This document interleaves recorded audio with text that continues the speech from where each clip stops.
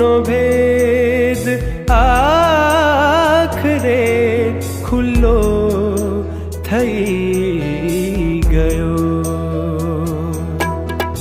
આંખોનો ભેદ આખરે ખુલ્લો થઈ ગયો. બોલ્યા વિના જ હું બધે, બોલ્યા વિના જ હું બધે પડઘો થઈ ગયો. આંખોનો ભેદ આખરે ખુલ્લો થઈ ગયો.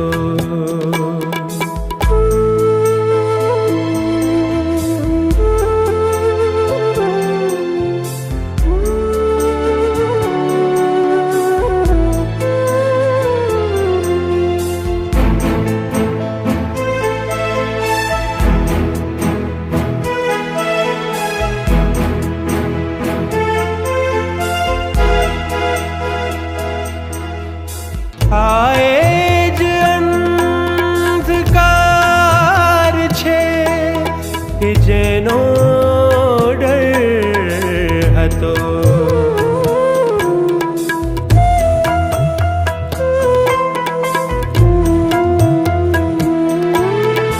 આએ જ અંધકાર છે કે જેનો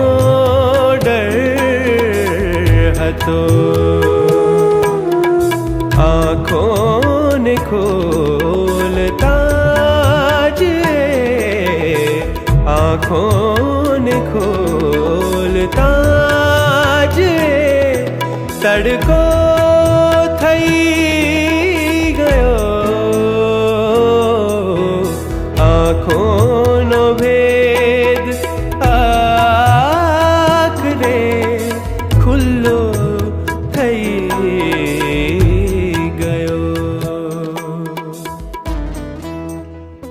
સાહિત્ય કલા સંપદા અને ભારતીય વિદ્યાભવન કલા કેન્દ્રના મંચ ઉપરથી હું વિવેક કાણે સૌનું સ્વાગત કરું છું. મિત્રો, આપણે ત્યાં વ્યક્તિના નામની આગળ માનાર્થે કોઈ પ્રત્યય લગાડવાની પ્રથા છે. ભાઈ કે લાલ કે ચંદ્ર કે એ રીતે. પણ નામો બે પ્રકારના હોય છે. એક તો એવા નામો કે જેમની આગળ કોઈ પણ પ્રત્યય લગાડો તો એ સારો લાગે. દાખલા તરીકે વિનોદ. વિનોદને આપણે વિનોદભાઈ, વિનોદ રાય, વિનોદ ચંદ્ર ગમે તે કહીએ તો ચાલે. પણ કેટલાક નામો એવા હોય છે કે એમને પ્રત્યય ન લગાડો તો જ વધારે સારા લાગે. અને જો લગાડવો જ હોય તો કોઈ એકાદ પ્રત્યય શોભે, બધા પ્રત્યય કંઈ શોભે નહીં.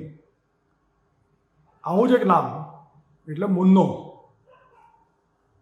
મુન્નાને આપણે બહુ તો મુન્નાભાઈ કહી શકીએ, પણ મુન્નાલાલ, મુન્ના રાય, મુન્ના ચંદ્ર આવું કંઈક કહીએ તો હાસ્યાસ્પદ લાગે. આની વાત આપણે આગળ કરીશું. પણ મુન્નાભાઈ પરથી યાદ આવ્યું, 2006ની સાલમાં આપણે ત્યાં એક ફિલ્મ બનેલી, લગે રહો મુન્નાભાઈ. આ ફિલ્મમાંથી આપણને એક શબ્દ મળેલો, ગાંધીગીરી.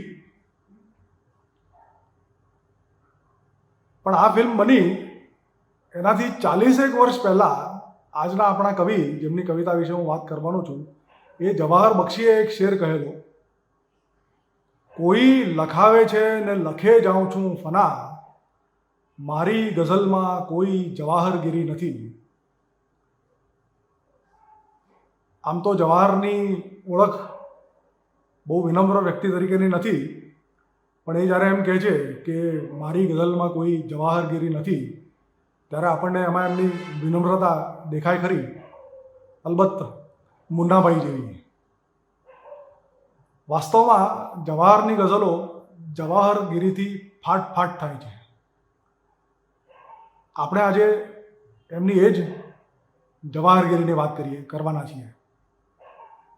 અને આગળની વાતનો દોર સાંધું તો જવાહર પણ મુન્ના જેવું જ એક નામ છે. એની આગળ પ્રત્યય બહુ શોભે નહીં, અને શોભે તો એક જ પ્રત્યય શોભે, લાલ. પણ જવાહરલાલ તો એક જ હોય, અને જવાહરલાલના બીજા કોનોટેશન્સ પણ છે, એટલે એ રહેવા દઈએ. જવાહરભાઈ પણ જોઈએ એવું જામે નહીં, એટલે હું એમને માનાર્થે જવાહર જ કહીશ. ગુજરાતની સંસ્કૃતિ સાથે જોડાયેલી ભાગ્યે જ એવી કોઈ વ્યક્તિ હશે જેને જવાહર બક્ષીનો પરિચય આપવો પડે. પણ ટૂંકમાં કહેવું હોય તો તારાપણાના શહેરમાં અને પરપોટાના કિલ્લા એવા બે કાવ્ય સંગ્રહો આપનાર અને ગુજરાતી સાહિત્ય પરિષદનો એવોર્ડ, ગુજરાત સાહિત્ય અકાદમીનો એવોર્ડ, નર્મદ સુવર્ણચંદ્રક, INTનો કલાપી એવોર્ડ, કવિશ્વર દલપતરામનો એવોર્ડ, આ બધા એવોર્ડ જેમને અપાતા એ એવોર્ડ પોતે ગૌરવાન્વિત થયા હોય એવા જવાહર બક્ષી આપણી ભાષાનું ઝવેરાત છે. નરસિંહ મહેતાની કવિતામાં આધ્યાત્મિકતા એ વિષય ઉપર એમના સંશોધન માટે તાજેતરમાં જ એમને PhDની ઉપાધિ પણ મળી છે. એમના છેલ્લા 5-6 દાયકાની તપશ્ચર્યા અને શબ્દ સાધનાના પરિપાક રૂપે આપણને જે કંઈ મળ્યું છે એનાથી ગુજરાતી ભાષા રળિયાત છે. જે લોકો મારી સાથે વોટ્સએપથી જોડાયેલા છે એ જાણે છે કે મારી વોટ્સએપની ટેગલાઇન છે, ultimate sophistication is simplicity. Leonardo da વિન્ચીનું આ વાક્ય મને બહુ પ્રિય છે, અને એમાં શબ્દનો ક્રમ એ ખાસ મહત્ત્વનો છે. લિયોનાર્ડો દ વિન્ચી એમ નથી કહેતો કે સિમ્પ્લિસિટી ઇઝ અલ્ટિમેટ સોફિસ્ટિકેશન, કારણ કે એ સિમ્પ્લિસિટી તો પછી કોઈ અબુધ બાળકના અજ્ઞાનમાંથી પ્રગટેલી પણ હોઈ શકે. વિન્ચીને જે સાદગીનો અર્થ અભિપ્રેત છે એ તો બધી સંકુલતા સમજી લીધા પછી, બધી જ કોમ્પ્લેક્સિટી ઘોળીને પી ગયા પછી જે અભિવ્યક્તિમાં સહજતા આવે એની વાત લિયોનાર્ડો કરે છે. અને એટલા માટે એ કહે છે કે અલ્ટિમેટ સોફિસ્ટિકેશન ઇઝ સિમ્પ્લિસિટી. જવાહરની કવિતા વિશે માત્ર એક વાક્યમાં કહેવાનું હોય તો હું એમ કહું કે જવાહરની કવિતા એટલે નર્યું આભિજાત્ય, નરી ભદ્રતા, શિયર સોફિસ્ટિકેશન.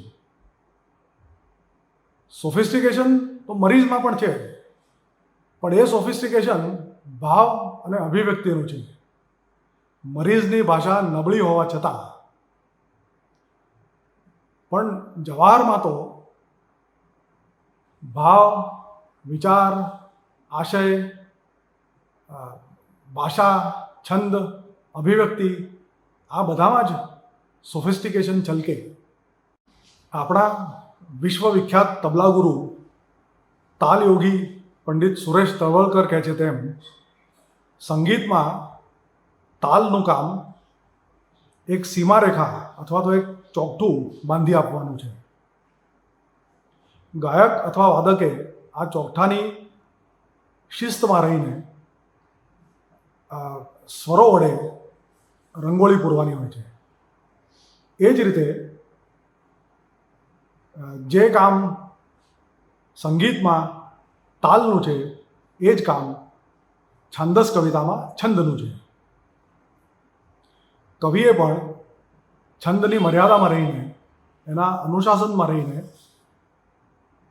શબ્દ, અર્થ અને પદાવલી એની લયકારી કરવાની હોય છે. શબ્દોની પદાવલી, એમનું ખેડાણ, છંદોનું ખેડાણ, છંદમાં લીધેલી છૂટછાટ આ બધાથી કવિની વૈયક્તિકતા ને બહાર આવવાનો અવકાશ મળે છે અને એનાથી એને રચેલી પંક્તિઓમાં એની એક અનોખી અનન્ય છાપ દેખાય છે, ફિંગરપ્રિન્ટની જેમ. જવાહરના છંદોના ખેડાણમાં પણ આપણને એમની એક અનન્ય છાપ જે જોવા મળે છે એ કદાચ જવાહરગીરીનું સૌથી આકર્ષક પાસું છે. એમાંય જવાહરે ઉસ્તાદાના છંદો, એવા છંદો કે જેમાં બે લઘુ સાથે સાથે આવતા હોય અને એમને બે સ્વતંત્ર લઘુ તરીકે જાળવવા પડે, એવા છંદોમાં જે અધિકૃતતાથી અને જે ઓથોરિટીથી ખેડાણ કર્યું છે એનો હું પોતે પણ મોટો ફેન છું. જવાહરનો કોઈ મિસરો સામે આવે તો તરત જ એની પદાવલી, એની ગોઠવણી, આ બધું જોઈને આપણને તરત ખ્યાલ આવી જાય કે આ જવાહરની પંક્તિ છે. આ એમના છંદોના ખેડાણની એક ખાસિયત અને એમની એક અનન્ય છાપ. જવાહરના છંદોના ખેડાણની પ્રમુખ લાક્ષણિકતા એટલે એમની સંઘેડા ઉતાર સફાઈ,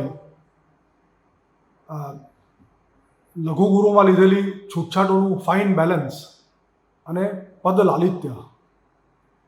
પેલું કહે છે ને, દંડીના પદ લાલિત્યમ. પદાવલીના લાલિત્યની જ્યારે વાત આવે ત્યારે સૌથી પહેલું નામ મહાકવિ દંડીનું લેવું પડે.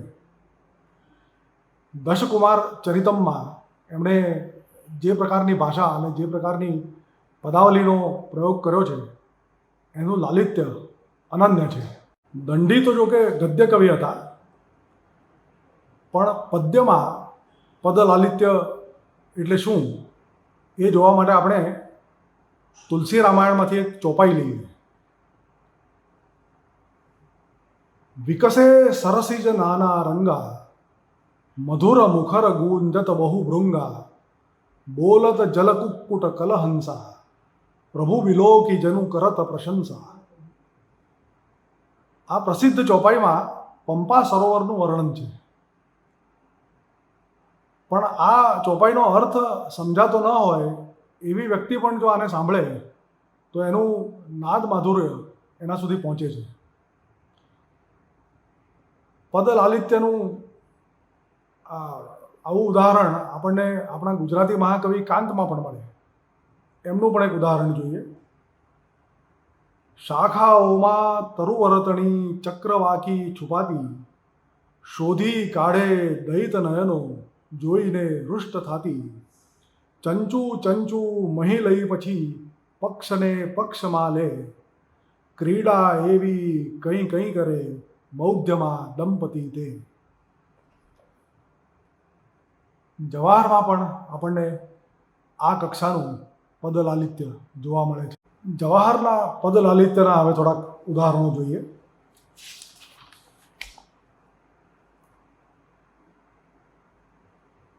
સુગંધ શ્વાસને દ્વારે અડે ને કળ ઉઘડે, અમારા સ્પર્શ મહલમાં સહસ્ર દળ ઉઘડે. શું લય, શું પદાવલી, કેવું નાદ માધુર્ય! વાહ! મસ્તી વધી ગઈ તો વિરક્તિ થઈ ગઈ, ઘેરો થયો ગુલાલ તો ભગવો થઈ ગયો. સ્વપ્નના અશ્વની આંખમાંથી ઝર્યું એક જા કળ ઉપર સહેજ સોનું, ભાંગતી રાતનું ગાઢ ધુમ્મસ હવે ક્યાં સુધી આમનું આમ રહેશે. તો આ થઈ જવાહરના છંદોના ખેડાણની આગવી લાક્ષણિકતા અને એમના પદ લાલિત્યની વાત. પણ આ કાર્યક્રમના આયોજકોએ મને સ્પષ્ટપણે એમ કહ્યું છે કે આ માત્ર રસાસ્વાદનો કાર્યક્રમ નથી, એમાં સાચી સત્વશીલ સમીક્ષાને પણ અવકાશ છે. અને એટલા માટે જ ગઝલના છંદોના ખેડાણની બાબતમાં અને એમાંની છૂટછાટોની બાબતમાં મારી જવાહર સાથે જે એક નાનકડી અસહમતિ છે એની વાત પણ મારે કરવી જોઈએ. નાનકડી એટલા માટે કે આવી છૂટ જવાહરે 2-4 જગ્યાએ જ લીધેલી મારા જોવામાં આવી છે. અને ગંભીર એટલા માટે કે એ ખરેખર ગંભીર છે. ઉર્દુ ગઝલની સરખામણીએ ગુજરાતી ગઝલમાં છંદોમાં છૂટછાટોનું ધોરણ ખાસું શિથિલ છે. ગુજરાતી ગઝલોમાં છંદોમાં છૂટછાટ લેવા અંગે મતાંતરો પણ છે, પણ ઉર્દુ ગઝલમાં એક નિયમ જે જડબે સલાક રીતે પળાય છે એ ગુજરાતીમાં પણ એ જ રીતે પળાવવો જોઈએ એવો મારો સ્પષ્ટ મત છે. અને એ નિયમ એવો છે કે ક્યારેક જો ખટકો ન આવતો હોય અથવા તો લયભંગ ન થતો હોય તો એકાક્ષરી ગુરુ અક્ષર છંદમાંના લઘુ સ્થાને મૂકી શકાય છે. પણ લઘુ અક્ષર છંદમાંના ગુરુ સ્થાને કદી મૂકી શકાતો નથી, કારણ કે છંદની જરૂરિયાત પ્રમાણે એ લઘુ અક્ષરનો દીર્ઘ અથવા તો ગુરુ ઉચ્ચાર કરવા જતાં કર્ણકટુતા આવે છે. આવા પ્રકારની શબ્દ યોજના જવાહરની ગઝલોમાં 2-4 ઠેકાણે મારા જોવામાં આવી છે. હું એમના થોડાક મિસરા ઓનું છાંદસ પઠન કરું છું.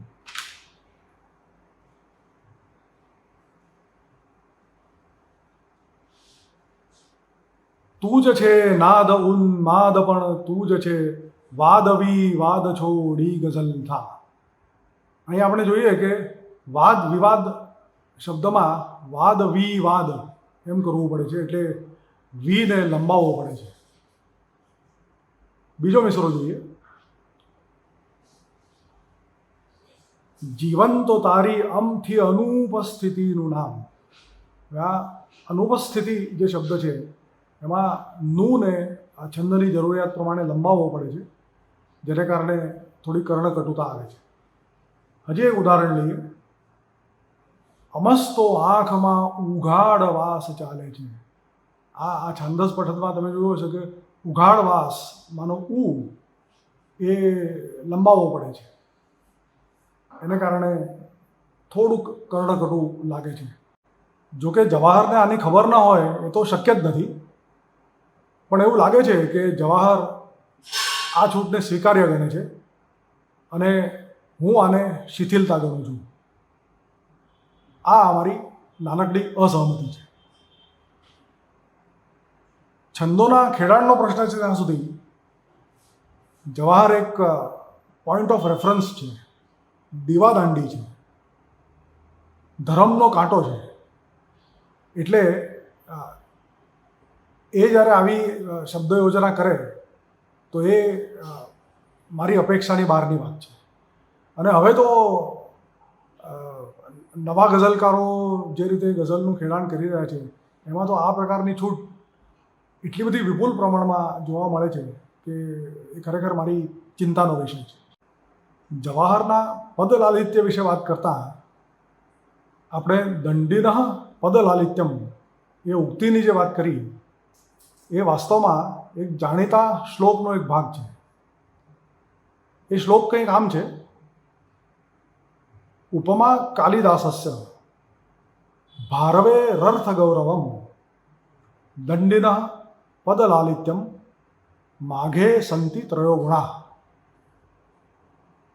ઉપમા કાલિદાસસ્ય એટલે એમ કહેવા માગે છે કે જો બકા, ઉપમા તો કાલિદાસની જ. હવે આ જો બકા શબ્દો મેં મારા ખિસ્સામાંથી ઉમેરેલા છે, પણ એ શ્લોકનો ભાવ બહાર લાવવા માટે એ ઉપયુક્ત છે.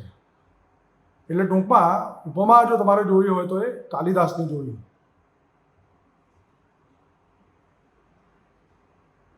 અર્થગૌરવનો જ્યાં સુધી સંબંધ છે તો એ અર્થગૌરવ આપણને મળે મહાકવિ ભારવીમાં. ભારવે રર્થ ગૌરવમ.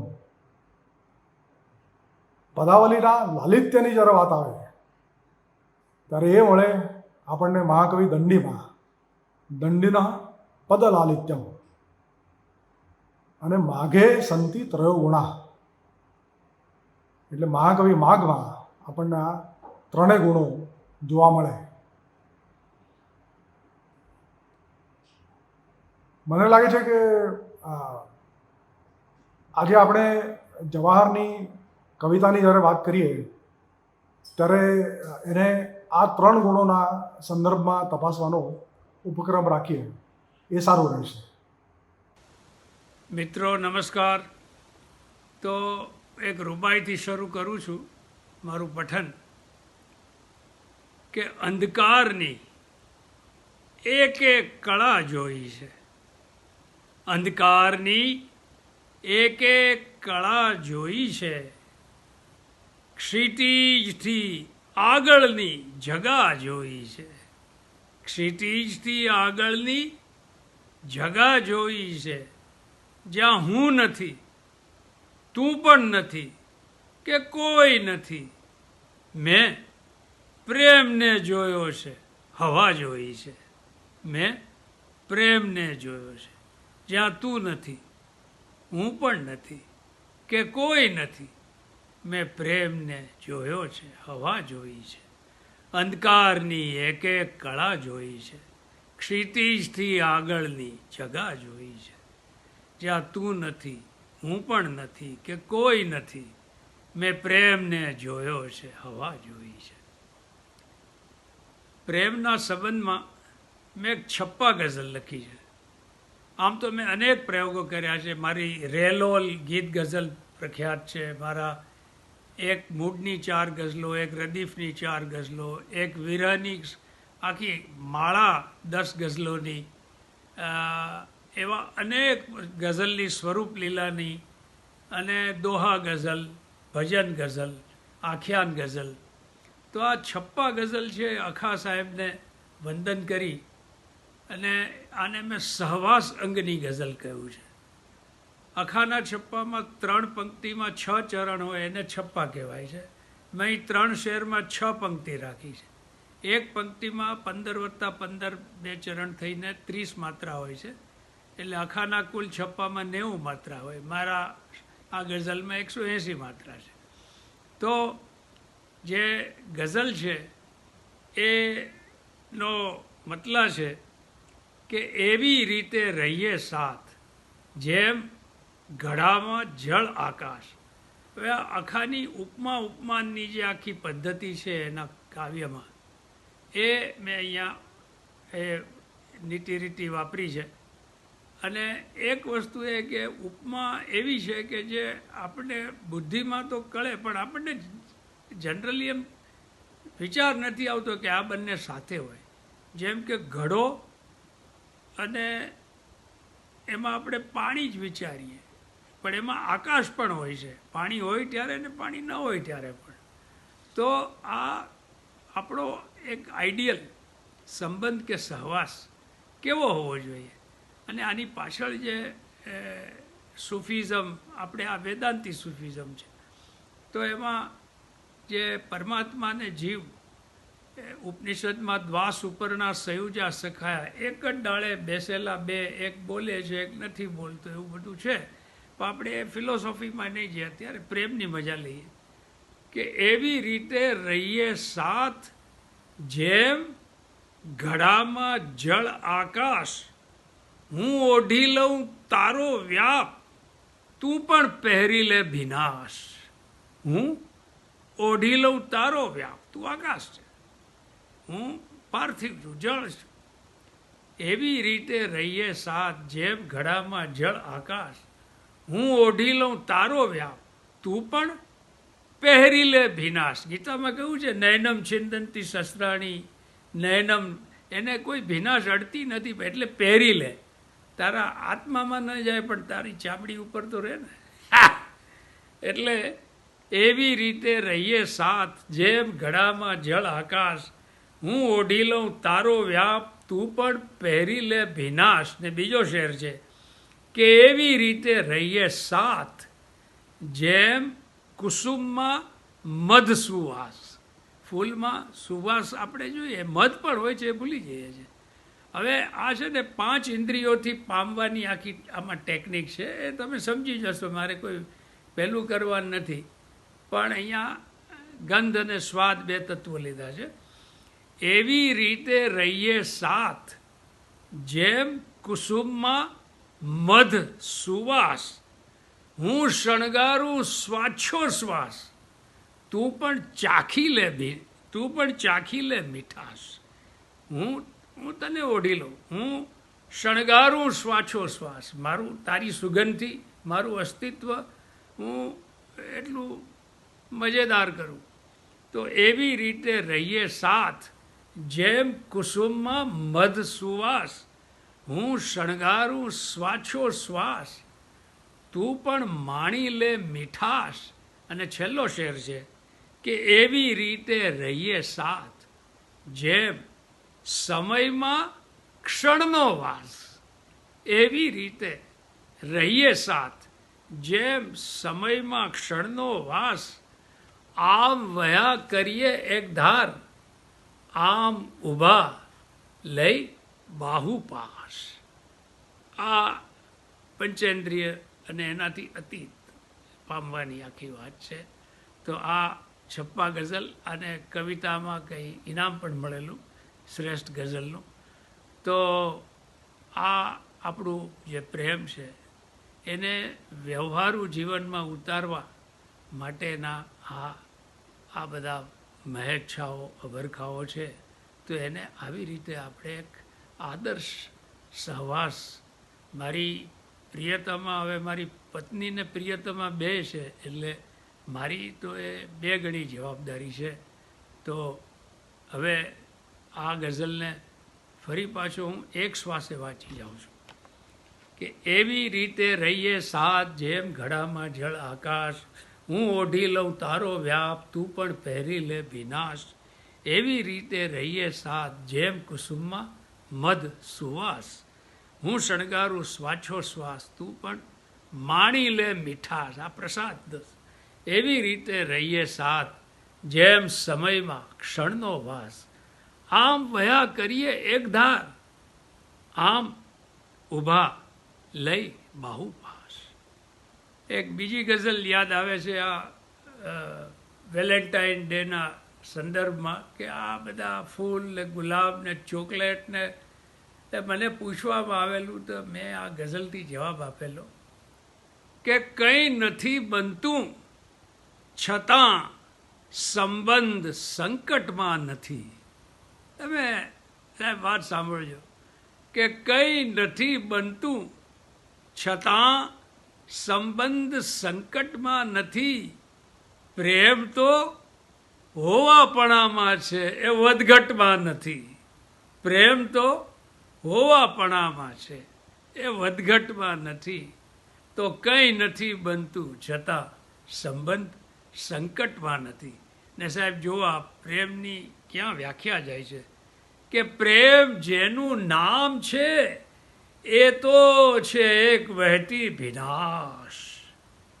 પ્રેમ જેનું નામ છે એ તો છે એક વહેતી ભીનાશ. જળ વિના કોઈ નદી તટ પટ કે પનઘટમાં નથી. જે પ્રેમની મજા છે ભીનાશની. આજે બાહ્ય કલેવર છે તટ, એનો બેઝ એટલે પટ, અને જ્યાં લોકો પાણી ભરવા જાય છે પનઘટ. એ આ બધા પ્રતીકો છે, રૂપકો છે. એટલે પ્રેમ જેનું નામ છે એ તો છે એક વહેતી ભીનાશ. જળ વિના કોઈ નદી તટ પટ કે પનઘટમાં નથી. ને શેર સાંભળજો કે તટ ઉપર રહીને તમાશો દેખનારા ભૂલ નહીં. તટ ઉપર રહીને તમાશો દેખનારા ભૂલ નહીં. જો નદી છે તો જ તટ છે, પણ નદી તટમાં નથી.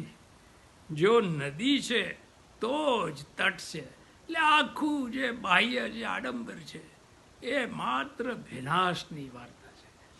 જો નદી છે તો જ તટ છે, પણ નદી તટમાં નથી. ને સાહેબ આ એક વિશેષ શેર સાંભળજો કે રૂપ તારું કલ્પનાથી પણ વધુ આગળ ગયું.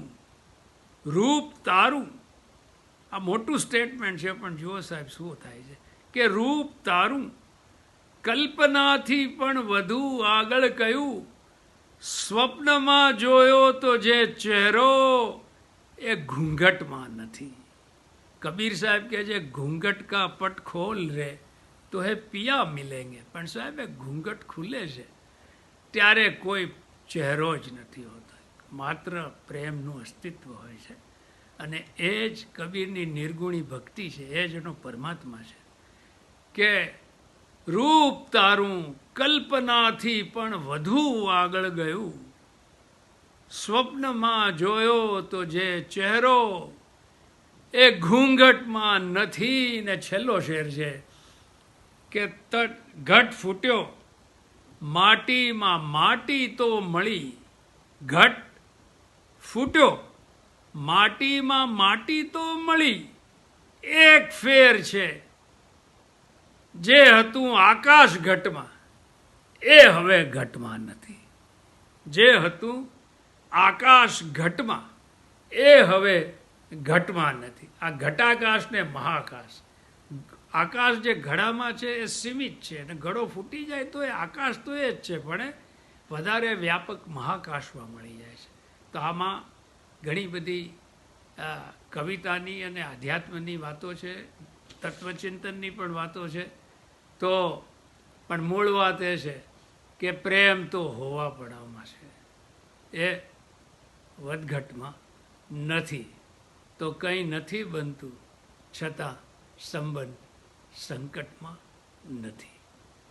આ માટીમાં ભળવાની વાત આવી, મને એક મારો બીજો પ્રયોગ યાદ આવે છે.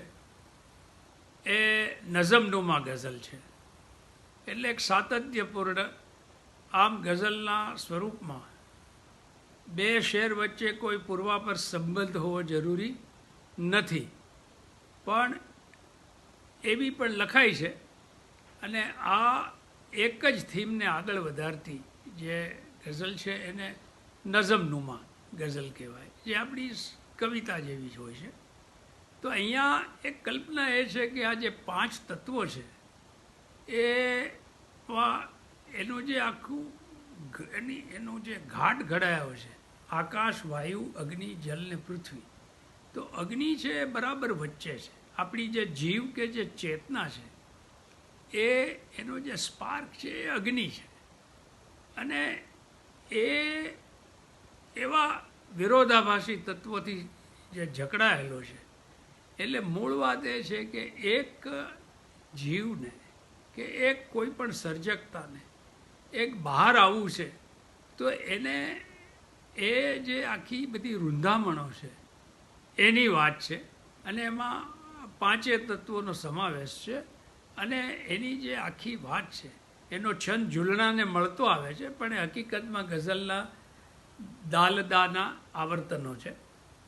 એટલે એ ગઝલનું શીર્ષક છે અપ્રગટ અગ્નિ, જે અગ્નિ હજી પ્રગટ્યો નથી. તે તો મતલા છે કે એક અસ્તિત્વનું ધૂંધળું સ્વપ્ન છું, સહેજ સાકાર થાવા દે લાહો મને. એક અસ્તિત્વનું ધૂંધળું સ્વપ્ન છું, સહેજ સાકાર થાવા દે લાહો મને. કાષ્ટમાં વ્યાપ્ત છું, કાષ્ટમાં વ્યાપ્ત અગ્નિ છું, પણ સુપ્ત છું. કાળ ચકમક ને દે એક તણખો મને, કાળ ચકમક ને દે એક તણખો મને. એક અસ્તિત્વનું ધૂંધળું સ્વપ્ન છું. પછી આવે છે વાત કે એક બાજુથી ક્ષણ ક્ષણ સુસવતો પવન, કંઈક ઉત્તેજનાઓથી સ્વસ્તો મને. આ જુઓ સકાર સકાર, એનાથી એક આખા પવનના સુસવાટાનો એક આખો ધ્વનિ ઉત્પન્ન કરવાનો. આ મેં અક્કલથી નથી કર્યું, એ જે કવિની સમાધિમાં જે ચિત્તમાં જે આખી એની સંવિતિમાં જે સંપૂર્ણ આકાર જે થાય છે કે એક બાજુથી ક્ષણ ક્ષણ સુસવતો પવન, કંઈક ઉત્તેજનાઓથી સ્વસ્તો મને. બીજી બાજુથી પળપળ આ છલકાતું જળ સાવ રાખે પલળતો મને. જો આ પળપળ પલળવું એ જળના ભટકાવાનો એનો થડિંગ સાઉન્ડ કહેવાય. તો એક મને ઉશ્કેરે છે ને બીજો મને ઠંડો પડે. આ ત્રણ તત્વ થયા, આ અગ્નિ છે વચ્ચે. એક બાજુથી ક્ષણ સુસવતો પવન કંઈક ઉત્તેજનાઓથી સ્વસ્તો મને, બીજી બાજુથી પળપળ આ છલકાતું જળ સાવ રાખે પલળતો મને. ને શેર સાંભળજો કે મારી ઊંડેથી આકાશ ઉઘડ્યા કરે, વિશ્વભર વ્યાપવા દે દિશાઓ મને. અકાર ઉકાર વકાર પકાર આ બધા વ્યાપ્તિના ધ્વનિ છે. એક બાજુ મારી ઊંડેથી આકાશ ઉઘડ્યા કરે, વિશ્વભર વ્યાપવા દે દિશાઓ મને, પણ મારી માટી તસોતસ ત્વચાઓ બની જકડી રાખ્યા કરે ભોંય ભેગો મને. આ બકાર ગકાર આ બધો ઘન તમને પૃથ્વીમાં ગુરુત્વાકર્ષણ કરીને ખેંચી લે. તો એ મારી ઊંડેથી આકાશ ઉઘડ્યા કરે, વિશ્વભર વ્યાપવા દે દિશાઓ મને, મારી માટી તસોતસ ત્વચાઓ બની જકડી રાખ્યા કરે ભોંય ભેગો મને. ને હવે અગ્નિ પોતાનું સ્વરૂપ પ્રગટ કરે છે કે આગિયો કે દીવો, વીજળી કે સૂરજ, કે તને જે ગમે તે દે ચહેરો બને. અગ્નિ તો અગ્નિ છે જ, પણ પૃથ્વી તત્વનું અગ્નિ એટલે આગિયો, જળ તત્વનું અગ્નિ એટલે દીવો, વાયુ તત્વનો અગ્નિ એટલે વીજળી, અને આકાશ તત્વનો અગ્નિ એટલે સૂરજ. અને એ સિવાય બીજી કોઈ પણ મોડાલિટી હોય, બીજું કોઈ એની સ્વરૂપગતતા હોય તો મને એ પણ આપ. પણ આપ આગિયો કે દીવો, વીજળી કે સૂરજ, કે તને જે ગમે તે દે ચહેરો મને, આગ પ્રગટાવા લાકડામાં હવે એક વેળા તો કર અહીંથી છૂટો મને. આ જો ભાષા બદલાય. કાષ્ઠમાં વ્યાપ્ત અગ્નિની જગ્યાએ આગ પ્રગટાવા લાકડામાં હવે. આ એની ડેસ્પરેશન છે. આગ પ્રગટા આગિયો કે દીવો, વીજળી કે સૂરજ, કે તને જે ગમે તે દે ચહેરો મને, આગ પ્રગટાવા લાકડામાં હવે એક વેળા તો કર અહીંથી છૂટો મને. ને છેલ્લો શેર છે કે તેજમાં કે તિમિરમાં પછી ઓગળું. જન્મવા પહેલા ડરાવે છે કે આ તો બધું તમે ક્ષણભંગુર છે ને ખતમ થઈ જશો ને આમ થઈ જશો. તો બંને પોસિબિલિટી છે કે હું વિકાસ પણ પામું અને નાશ પણ પામું. તો તેજમાં ઓગળું કે તિમિરમાં ઓગળું, એ બે પોસિબિલિટી મને કબૂલ છે. બે તેજમાં કે તિમિરમાં પછી ઓગળું, પણ ઘડી બે ઘડી તો જરા જળહળું. બાપા અસ્તિત્વ તો આપે. તેજમાં કે તિમિરમાં પછી ઓગળું, પણ ઘડી બે ઘડી તો જરા જળહળું.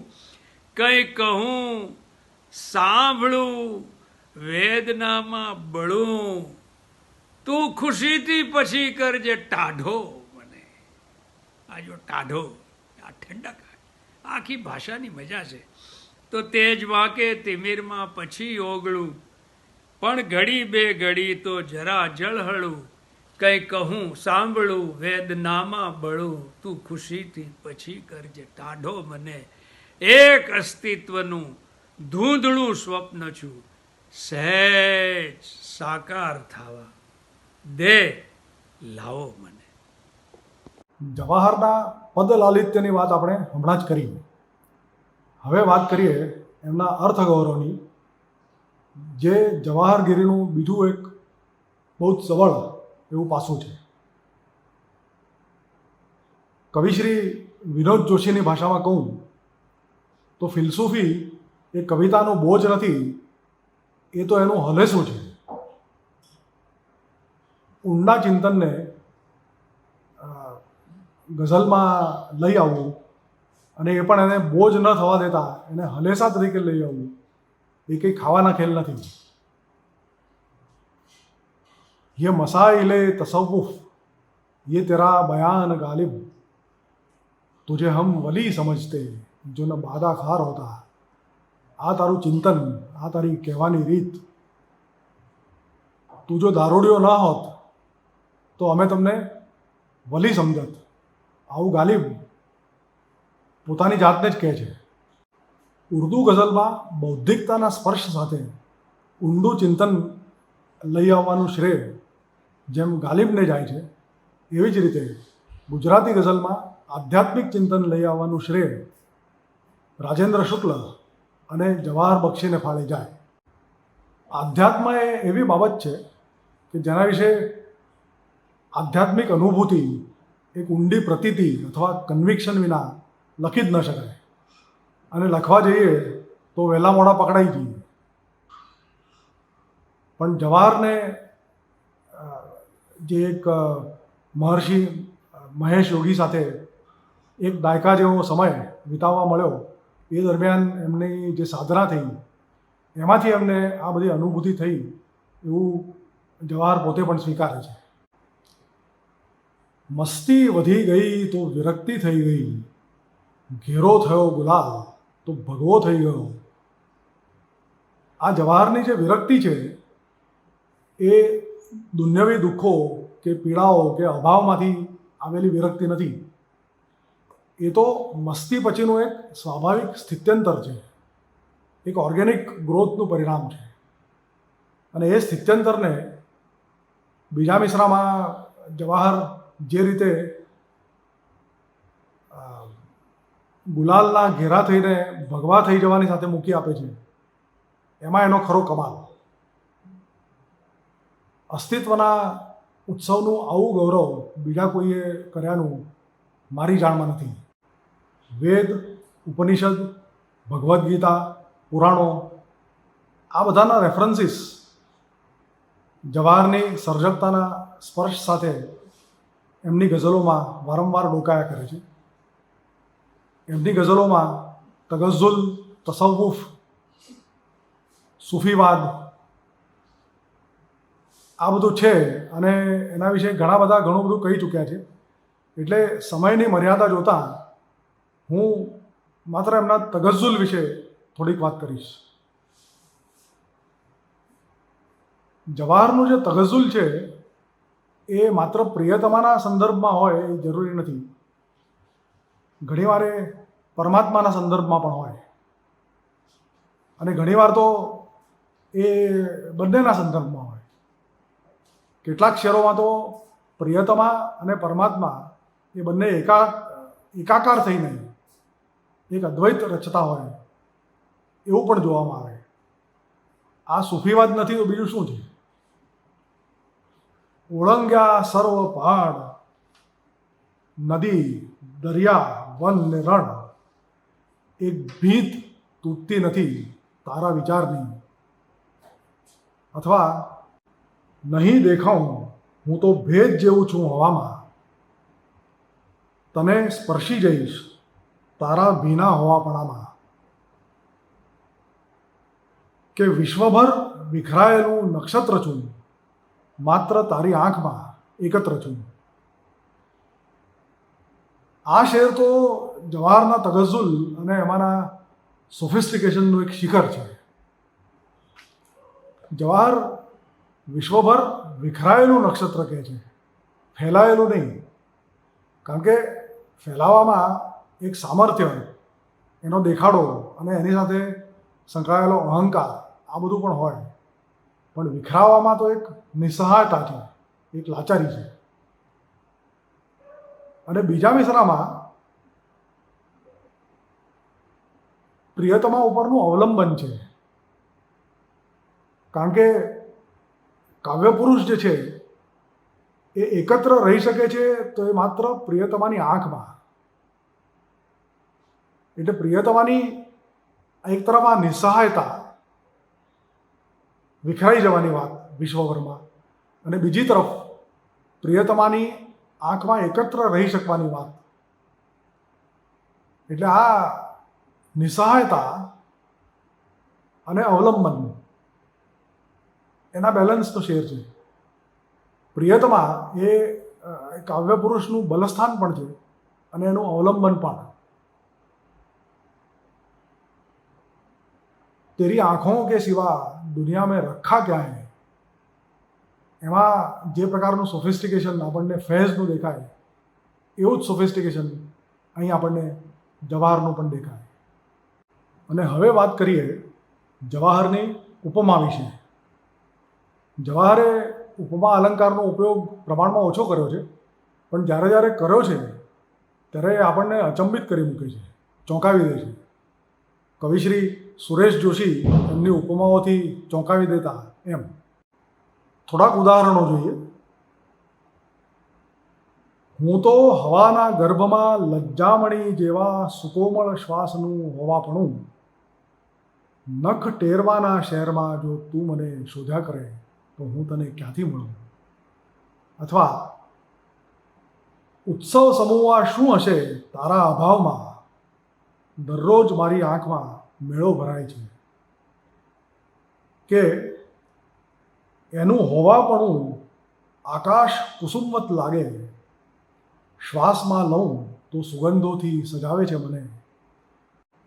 એટલે ઉપમા અર્થગૌરવ અને પદલાલિત્યના સંદર્ભમાં જવાહરની કવિતાને તપાસ્યા પછી હવે આપણે માઘે સંતિ ત્રયો ગુણાની સાથે સાથે જવાહરે સંતિ ત્રયો ગુણા એમ પણ કહી શકીએ. પણ બક્ષીની કવિતાને માત્ર આ 3 ગુણોના સંદર્ભે મૂલવવી એ એમના પર મોટો અન્યાય થશે. કારણ કે જવાહર બક્ષીએ મતલા ગઝલ, સાની મિશ્રો એક જ રાખીને આખી ગઝલ કહેવી, ઉલા મિશ્રો એક જ રાખીને આખી ગઝલ કહેવી, સાની મિશ્રાનો ઉત્તરાર્ધ અથવા તો આખો સાની મિશ્રો પછીના શેરનો ઉલા મિશ્રો બને એ રીતે ગઝલ કહેવી. આવા અનેક સ્વરૂપગત પ્રયોગો સફળતાથી કરીને ગઝલ ઉપર જે એક આક્ષેપ હતો એને રદિયો આપવાનું પણ એક બહુ મોટું કામ કર્યું છે. અને આ બધું કરતાં શેરના 2 મિસરાઓની વાબસ્તગી, શેરિયત, કાવ્ય તત્વ આ બધાને પણ એમણે આંચ આવવા દીધી નથી. એ એમનું જમા પાસું. એ સાથે સાથે ગઝલમાં શું ન કરાય અથવા શું ન હોવું જોઈએ અથવા નવા ગઝલકારોએ શેનાથી બચવાનું છે એના દિશા નિર્દેશો પણ આપણને જવાહરની ગઝલોના ખેડાણમાંથી મળી આવે છે. ટૂંકમાં એક ઉદાહરણ લઈને જોઈએ. આજકાલના નવા ગઝલકારો લેવા ખાતર લાંબી બહેર લઈને પછી એની અંદર કામ કરવાનો પ્રયત્ન કરે છે. પણ છંદ અથવા બહેર એ છેવટે એક સાધન છે, સાધ્ય નથી. એ ચૂકી જવાય છે. લાંબી બહેર અને પાછો એમાંય બહુ લાંબો રદીફ એ રાખીને પણ શેરિયત કઈ રીતે સિદ્ધ કરી શકાય છે એ જવાહરે એકથી વધુ ગઝલોમાં બતાવી આપ્યું છે. જોઈએ એક ઉદાહરણ. તારાપણાના શહેરમાં જો તું મને શોધ્યા કરે તો હું તને ક્યાંથી મળું. આ વાયડાના શહેરમાં જો તું મને શોધ્યા કરે તો હું તને ક્યાંથી મળું. અસ્તિત્વના ધસમસ થતા આ પૂર વચ્ચે એક અવિચળ સ્તંભ છું. માટી પગાના શહેરમાં જો તું મને શોધ્યા કરે તો હું તને ક્યાંથી મળું. ના શહેરમાં જો તું મને શોધ્યા કરે તો હું તને ક્યાંથી મળું. આ આટલો મોટો રદીફ લીધા પછી બીજા મિસરામાં તો તમારે માટે માત્ર એક શબ્દ જ મૂકવાને અવકાશ છે. અને તે છતાં 2 મિસરાઓની વાબસ્તગી સાચવવી, શેરિયત સાચવવી, કાવ્ય તત્વને આંચ ન આવવા દેવી, આ બધું જેવા તેવા ગઝલકારોનું કામ નથી. અને આવી ત્રેવડ હોય તો જ આવું સાહસ કરવું એવો એક ગર્ભિત ઇશારો પણ નવા ગઝલકારો માટે આમાં છુપાયેલો છે. ગઝલ આમ તો વાતચીતનો કાવ્ય પ્રકાર છે એ આપણે જાણીએ છીએ. એની તાસીર એવી છે કે એને ફારસી છંદો જ વધુ માફક આવે છે. આપણા ભારતીય છંદોમાં અને એટલે સુધી કે સંસ્કૃત વૃત્તોમાં પણ ગઝલ કહેવાના પ્રયત્નો થઈ ચૂક્યા છે, પણ એ જોઈએ એવા જામ્યા નથી. પણ જવાહર બક્ષી એક એવા કવિ છે કે જેમણે દોહરો, ઝૂલણા જેવા શુદ્ધ ભારતીય છંદોમાં પણ સફળતાપૂર્વક ઉત્તમ ગઝલો કહેવાનો કમાલ કરી દેખાડ્યો છે. આ સૃષ્ટિ સ્વયં એક શાશ્વત નૃત્યમાં રત છે. સમાધિના કોઈ ઉચ્ચ શિખર ઉપર તુર્ય અવસ્થામાં કદાચ આપણે આ વૈશ્વિક નૃત્ય કે કોસ્મિક ડાન્સની એક ઝલક જોઈ શકીએ તો જોઈ શકીએ. આવી જ કોઈ અલૌકિક અનુભૂતિ જવાહરની જે ગઝલમાં કાવ્યાવિષ્કાર પામી છે એ ગઝલ હવે અંતમાં સાંભળીએ કોઈ વધારાના પિષ્ટ પેષણ વિના. આમ પણ એ ગઝલ જ એવી છે જે આપણને અંતર્મુખ કરી મૂકે છે, માટે એ પછી કશું જ કહેવાપણું રહેતું નથી. તો જોઈએ એ ગઝલ. દસે દિશાઓ સ્વયં આસપાસ ચાલે છે, શરૂ થયો નથી તો પણ પ્રવાસ ચાલે છે. કશે પહોંચવાનો ક્યાં પ્રયાસ ચાલે છે, અહીં ગતિ જ છે વૈભવ વિલાસ ચાલે છે. દસે દિશામાં સતત એક સામટી જ સફર, અને હું એ ન જાણું કે શ્વાસ ચાલે છે. અટકવું એ ગતિનું જ કોઈ રૂપ હશે, હું સાવ સ્થિર છું મારામાં રાસ ચાલે છે. સૌનો આભાર. નમસ્કાર. તો આ અગ્નિ પ્રગટ થાય, જે અસ્તિત્વ આવે છે એ પછી આ જીવ જગત માયા, આપણું કોણ, હું કોણ, એ બધા જે પ્રશ્નો છે એ વિશે પૂર્વ ને પશ્ચિમમાં ઘણું ચિંતન થયું છે. મેં બધાને ઘૂંટી ઘૂંટીને ગઝલ લખી છે, અને આ બહુ સમય આમાં લાગેલો ગઝલને. એક એક શેરના 5-5, 7-7 પર્યાયો, એક એક પંક્તિના, એક એક મિશ્રાના આવતા, અને કેમ સમજો લગભગ 501 કલાક 4 મહિનાની મહેનત પછી આ ગઝલ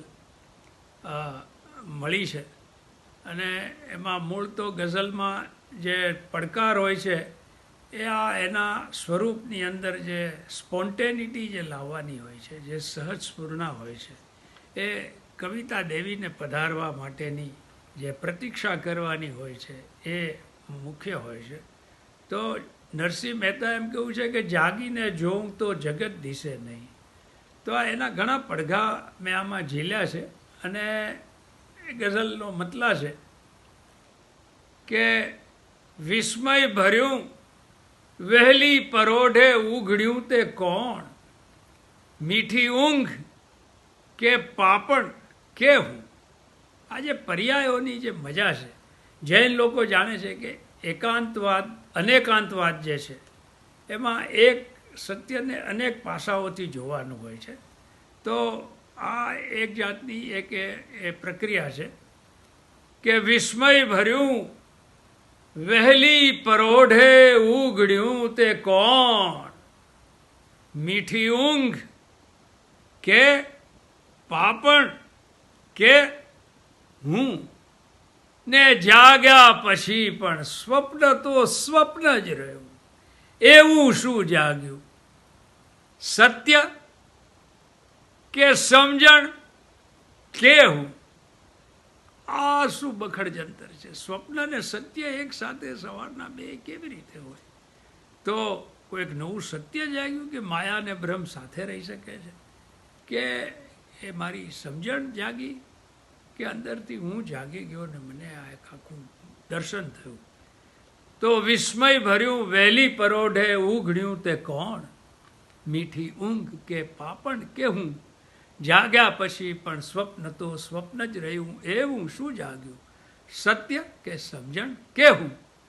ને શેર છે આ, હવે સત્યની શોધ થાય છે કે ઊંડે સુધી થઈ શોધ, રાત્રિ ને દિવસ તો હાથ લાગ્યા તડકો, રેતી ને તરસ. જુઓ સાહેબ, આ આખી જે વાત છે ઊંડે સુધી થઈ શોધ, રાત્રિ ને દિવસ તો હાથ લાગ્યા તડકો, રેતી ને તરસ, નિર્ણય કરી દે તું જ બસ, કે મૃગ જળોના મૂળમાં છે કોણ? સૂરજ, રણ કે હું? ઊંડે સુધી, કેમ કે તમારે મૂળમાં જવાનું છે. સવાલ એ છે કે મૃગજળને કોઈ મૂળ હોય ખરું? આ જે આખી માયા કે ભ્રમ છે એને કોઈ મૂળ હોય ખરું? અને બીજી વાત એ છે કે ઊંડે સુધી, પછી કહે છે કે રાત્રિ ને દિવસ, કેમ કે અંધકાર અને અજવાળ બેમાં તપાસ કરવી પડે. અજવાળામાં એબીસી એ ત્રિકોણ છે એમ પણ સાબિત કરવું પડે, અને એબીસી એ ત્રિકોણ નથી એમ પણ સાબિત કરવું પડે. તો એબીસી એ ત્રિકોણ છે એ સાબિત કરવું પડે ને, એબીસી એ ત્રિકોણ નથી એમ સાબિત કરવું પડે. તો આ જે આખી વાત છે કે એ શોધ થયા પછી ત્રણ તત્વ મળે છે. તડકો, જેના મૂળમાં સૂરજ છે, રણ, જેના મૂળમાં રેતી છે, અને તરસ. જો દ્રષ્ટા જ વિકૃત હોય, એની દ્રષ્ટિ જ ખોટી હોય, તો શું એનું ફળ મળે? તો ફરીથી સંભળાવવું છે કે ઊંડે સુધી થઈ શોધ, રાત્રિ ને દિવસ તો હાથ લાગ્યા તડકો, રેતી ને તરસ, નિર્ણય કરી દે તું જ બસ, કે મૃગજળોના મૂળમાં છે કોણ? સૂરજ, કેમ કે રાત્રે નથી દેખાતું, કે રણ, કેમ કે નદી ઉપર નથી દેખાતું મૃગજળ, કે હું? તો પછી કાંઈક તકલીફ મારામાં તો નથી. આગળ ચાલે છે વાત કે ક્ષણ ક્ષણ સમય જળમાં સતત વહી જાઉં છું, પણ જ્યાં હતો હું ત્યાંનો ત્યાં રહી જાઉં છું. ક્ષણ ક્ષણ સમય જળમાં સતત વહી જાઉં છું ને જોઉં છું તો, પણ જ્યાં હતો ત્યાં હું ત્યાંનો ત્યાં રહી જાઉં છું. તો આ કોણ વહેતું જાય છે? આ કોણ વહેતું જાય છે? કાયા કે પડછાયા કે માયા કે નહીં કંઈ પણ, કે હું? ક્ષણ ક્ષણ સમય જળમાં સતત વહી જાઉં છું, પણ જ્યાં હતો હું ત્યાંનો ત્યાં રહી જાઉં છું. આ કોણ વહેતું જાય છે? કાયા કે પડછાયા કે માયા કે નહીં કંઈ પણ, કે હું? ને શેર સાંભળજો કે પ્રત્યેક ઘર કરચોથી વેરણ છેર છે. ઘરે ઘર તૂટી પડ્યા છે. આ મારો શેર કચ્છના ધરતીકંપમાં ટીવીમાં કોઈએ ટાંકેલો. પ્રત્યેક, પણ આ વાત જુદી છે સાહેબ, બહુ મોટી વાત છે કે પ્રત્યેક ઘર કરચોથી વેરણ છેર છે, ને તે છતાં અકબંધ આખું શહેર છે. આવું અજબ તે એક પળમાં કોણ ફૂટ્યું? બિંબ કે પ્રતિબિંબ કે દર્પણ કે હું? આવું અજબ તે એક પળમાં કોણ ફૂટ્યું? બિંબ કે એની જે વ્યક્તિગતતા છે વેરણ શેર છે, અને એની જે સમષ્ટિ છે એ અકબંધ રહી છે. પ્રત્યેક ઘર કરચોથી વેરણ છેર છે, ને તે છતાં અકબંધ આખું શહેર છે. આવું અજબ તે એક પળમાં કોણ ફૂટ્યું? બિંબ કે પ્રતિબિંબ કે દર્પણ કે હું? ને છેલ્લો શેર છે કે અક્ષર મળ્યો તણખો, પવન લયમાં ભળ્યો. હવે અહીંયા અક્ષર એટલે કવિનો અક્ષર, અને લય એટલે કવિતાનો લય. એનો બીજો અર્થ છે કે અક્ષર જે અવ્યક્ત અવિનાશી અક્ષર પુરુષોત્તમ છે તે, અને લય એટલે લય પ્રલય. એટલે એક અનંતતાનો હું અંશ છું અને ક્ષણભંગુરમાં આ ભીસાઈ રહ્યો છું. તો સાહેબ શેર સાંભળજો કે અક્ષર મળ્યો તણખો, પવન લયનો ભળ્યો, જીવન શું, હું મૃત્યુ પછી પણ રવરવ્યો. આ રવરવ શબ્દ છે. રવ એક અવાજ પ્રગટ કરવો. મૃત્યુ પછી પણ મારો જીવ કવિતા કરતો રહ્યો. અને બીજું રવરવવું એટલે ચચરીને બળવું. આ જે તણખો છે એ ધીમે ધીમે જે બાળે છે પણ એવું જલદ બાળે છે કે રવરવાટ થાય છે. તો અક્ષર મળ્યો તણખો, પવન લઈનો ભળ્યો. જીવન શું, હું મૃત્યુ પછી પણ રવરવ્યો. તો આમ આ ઠંડુ પડ્યું તે કોણ? તો આમ આ ઠંડુ પડ્યું તે કોણ? ધૂણી, રાખ કે અંગાર કે ઈંધણ કે હું? વિસ્મય ભર્યું વહેલી પરોઢે ઉઘડ્યું તે કોણ? મીઠી ઊંઘ કે પાપણ કે હું? છેલ્લે એક સૂફીની, અવધૂતની, યોગીની એક વિશેષ અવસ્થા, એની મસ્તીની જે છે એની ગઝલ છે કે છેલ્લી ક્ષણે કોનો હતો ઝણકાર, કોને ભાન છે? છેલ્લી ક્ષણે કોનો હતો ઝણકાર, કોને ભાન છે? ઝાંઝર હતા કે હતી તલવાર, કોને ભાન છે? સાહેબ, આ ગઝલનું સૌંદર્ય શાસ્ત્ર આ વિદ્વાનો અહીંયા ગોથું ખાઈ જાય છે. છેલ્લી ક્ષણે કોનો હતો ઝણકાર, કોને ભાન છે? ઝાંઝર હતા કે હતી તલવાર, કોને ભાન છે? ને શેર સાંભળજો કે જોવું ન જોવું ત્યાં સ્વયં દ્રષ્ટિ અગોચર થઈ ગઈ. નજર જ ગાયબ થઈ જાય તો કેમ જોવાના? જોવું ન જોવું ત્યાં સ્વયં દ્રષ્ટિ અગોચર થઈ ગઈ. કેવો કર્યો તો એમણે શણગાર, કોને ભાન છે? કેવો કર્યો તો એમણે. આ સાહેબ, આજે નિર્ગુણ નિરાકારમાંથી સગુણ સાકારનો જે સાક્ષાત્કાર થાય છે એવી બધી વાતો છે. જોવું ન જોવું ત્યાં સ્વયં દ્રષ્ટિ અગોચર થઈ ગઈ. કેવો કર્યો તો એમણે શણગાર, કોને ભાન છે? ને આ બારીક શેર સાંભળજો કે સ્પર્શીલ પળમાં ઉગડું ને ઓગળું આકાશ થઈ. સ્પર્શીલ પળમાં ઉગડું ને ઓગળું આકાશ થઈ. હોવાપણાનો છે કયો આકાર, કોને ભાન છે? ને શેર છે, લોકો પૂછે છે કે આનું કોઈ પ્રૂફ છે? ક્યાંથી કહું હોવું ન હોવું, જાણવું પરમાણવું. પ્રમાણ તો પછી મળે, અહીંયા હોય છીએ કે નહીં જ ખબર નથી. ક્યાંથી, સાહેબ શેર સાંભળજો, ક્યાંથી કહું હોવું ન હોવું, જાણવું પરમાણવું.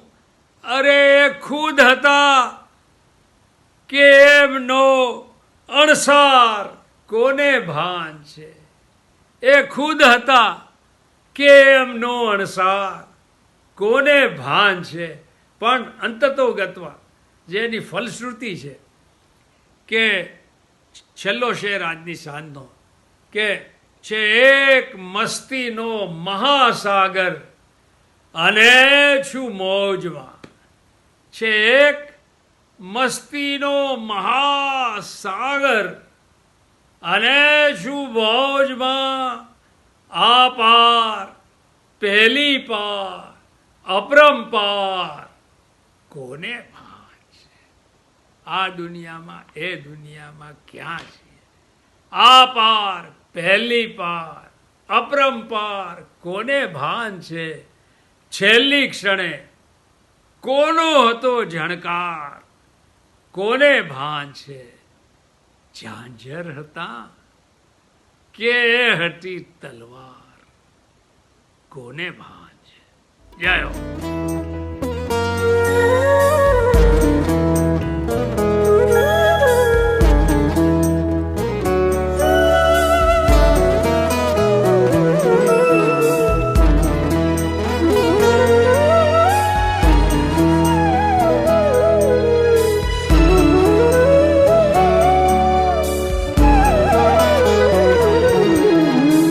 मस्ती वधी गई तो विरक्ति થઈ ગઈ.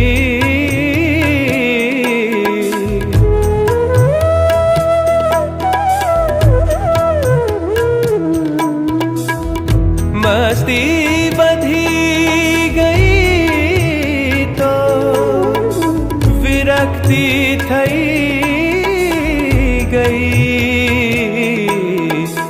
घेरो थयो गुलाल तो घेरो थयो गुलाल तो भगवो थई गयो. आँखों भेद आखरे खुल्लो